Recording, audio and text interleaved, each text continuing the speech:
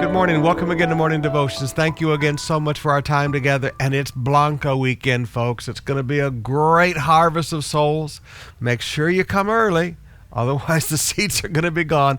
And bring somebody who needs Jesus. Right now, I want to talk to you about one of those things that as pastors we have to talk about, but the evangelists don't talk about. When you're a traveling minister, you can just touch on the fun stuff. When you're a pastor, you've got to deal with all the verses in the Bible. Now, I'm a person who believes in healing. I believe that it's God's will to heal. I believe that Jesus carried away our sicknesses and our diseases. But I also recognize there's stuff in the Bible and there's stuff in our own lives that we don't get. And one of those is Elisha. In 2 Kings chapter 13, now Elisha was suffering from an illness from which he died. Here's this incredible man of God suffering from an illness from which he died. Jehoash, king of Israel, went down to see him and wept over him. my father, he cried, the chariots and the horsemen of Israel. Elisha said, get a bow and some arrows, and he did so. Take the bow in your hands, he said to the king of Israel. When he had it, Elisha put his hands in the king's hands. Open the east window, he said. He opened it. Shoot, and he shot.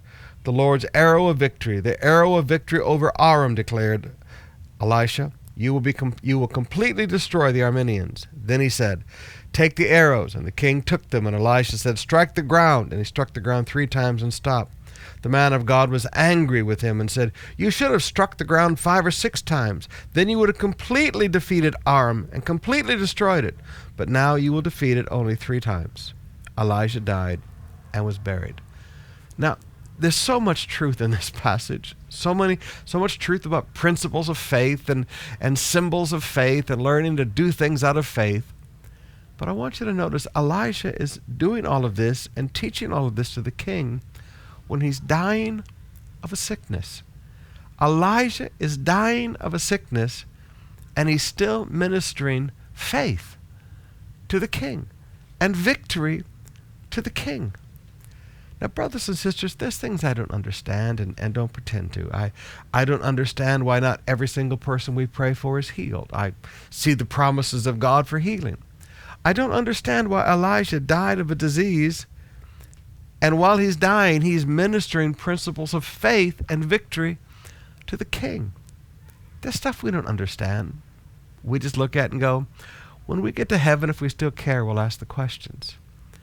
But I guess my word is specifically to some older pastors out there and to some younger pastors.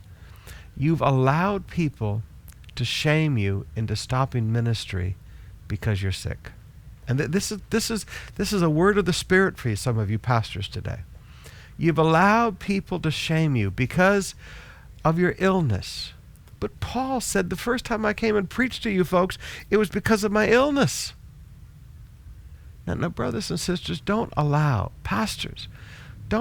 people, well, if you had faith, pastor, you'd be healed. Don't allow people to do that to you. Please, don't allow people to do that to you. If you're struggling with a sickness, you continue to stand in faith and believe God for your healing. But while you're doing that, you stand and minister faith and victory to the people of God.